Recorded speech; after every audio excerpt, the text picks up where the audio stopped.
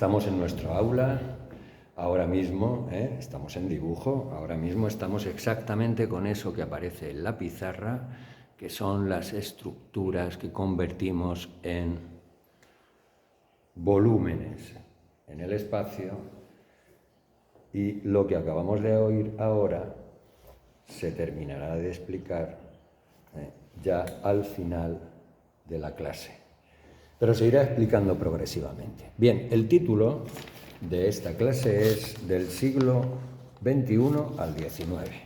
Y vamos a ir rápidamente al XIX porque el primer ejercicio que yo hice para hablaros de la composición, a propósito de una obra de, como dice aquí, Sławomir Rózek, que tiene 4 personajes, un comprador, un intérprete, un vendedor y sobre todo, y lo más importante, un caballo. Aquí, bueno, pues aparece un centauro para darle todavía más un sabor mitológico que es propio del siglo XIX. Ya hablaremos más despacio de todo esto y de la importancia que tiene todo esto para luego recaer en el siglo XX y en el cubismo en el que estuvimos la evaluación anterior y al principio de esta.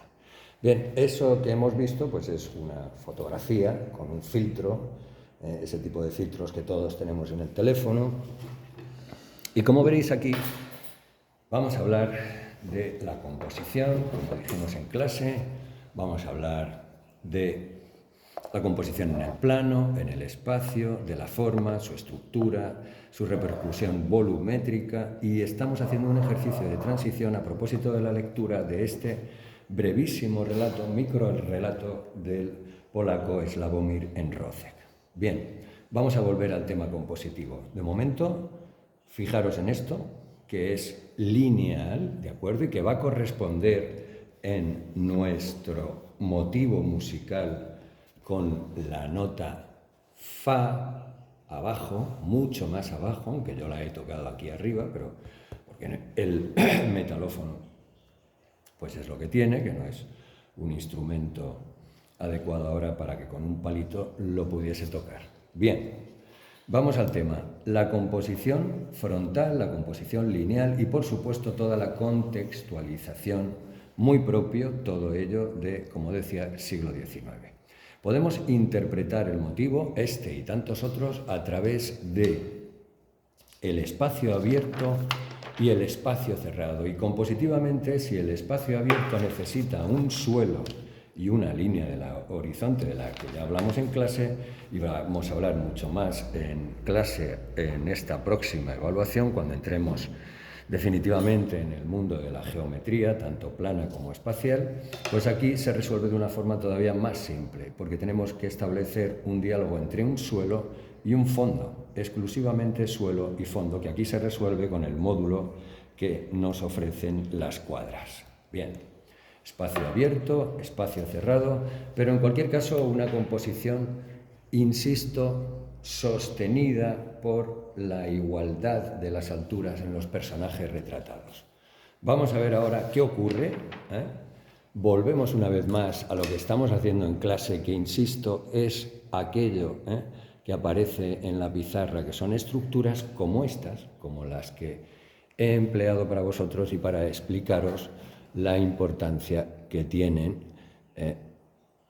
y cómo se puede conseguir el dibujo y su control mediante estas estructuras. Vamos a hacer una cosa, simplemente una cosa, ¿de acuerdo? Que ha sido copiar este mismo dibujo y moverlo, superponer ambos mediante una luz y un cristal, o sea, como veréis, con elementos muy sencillos, y este personaje ya está empezando a parecerse al personaje auténtico que será después este de aquí. Bien, el proceso, por tanto, será, primero, una estructura muy básica. En segundo lugar, una dirección en el espacio para dar volumen a esas cajas. En tercer lugar, pues ir componiendo su personalidad. Aquí rápidamente le va a aparecer la barba, el sombrero. Vamos, esto es que, vamos, me lo está pidiendo. Me está pidiendo la mano que vaya acercando esto a esto, o mejor, esto a esto.